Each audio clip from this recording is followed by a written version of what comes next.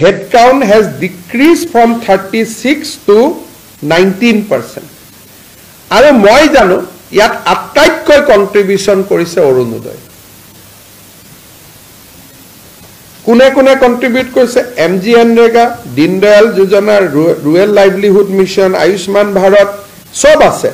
কিন্তু কোনোবা যদি এটা সিঙ্গল স্কিমে এই মাল্টি ডাইমেনশনাল পভাৰ্টি ৰোধ কৰাত আটাইতকৈ বেছি বেনিফিট কৰিছে সেই স্কিমটোৰ নামে হল অৰুণোদয় যেতিয়া এখন ৰাজ্যত 27 লাখ পৰিয়ালে মাহৰ 10 তাৰিখে 1250 টকা পাব বিনা পইচাৰ চাউল লগত থাকিব এনৰেগাত কাম কৰাৰ সুবিধা পাব পভাৰ্টি অটোমেটিক কমিব আজি আমাৰ নীতি আয়োগৰ ৰিপৰ্টত উলালে যে অসমত পভাৰ্টি 36% পৰা 19% লৈ হ্ৰাস পাইছে আপোনালোকে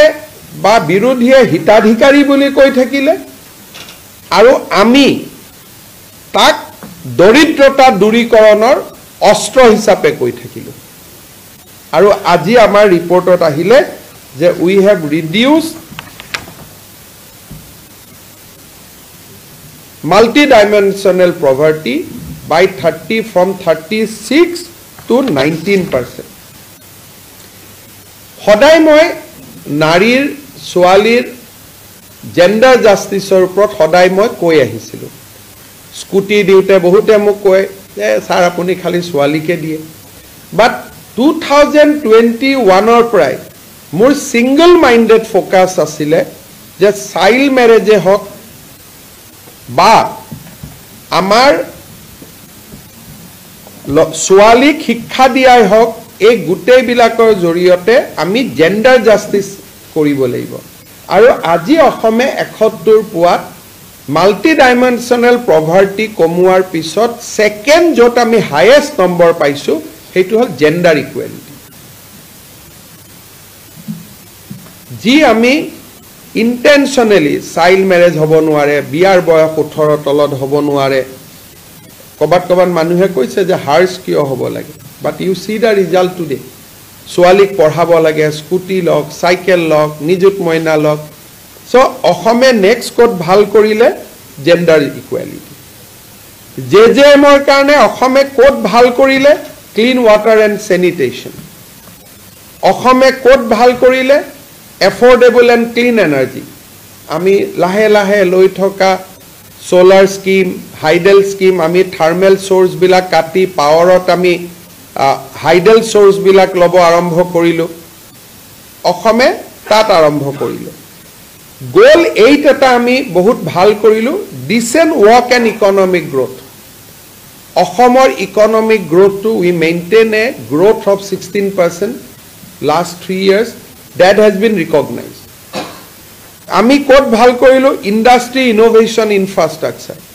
semiconductor dore amar initiative bilak aji recognize hoise ami kot bhal korilu sustainable cities Guwahati flyover flyover manuhe criticize kore but nationally all these has been recognized je amar ekhonei city it is becoming sustainable karon যেতিয়া অসমত সমালোচনা কৰাটো বেলেগ কথা যেতিয়া দিল্লীৰ মানদণ্ডত চাই যে বোম্বেত 6 দিন পানী থাকে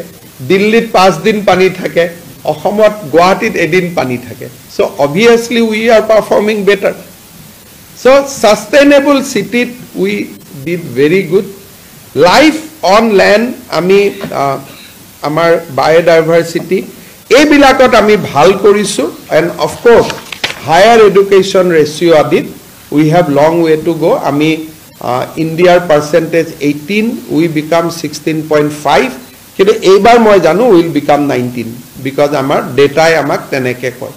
তা মানে মই আশা কৰিব পাৰো যে 2024 survey will be much better than this কিন্তু আজি এটা অসমৰ কাৰণে ঐতিহাসিক মুহূৰ্ত যে Sustainable Development Goal 2016 ot ami adopt korisilu 18 ot first published hol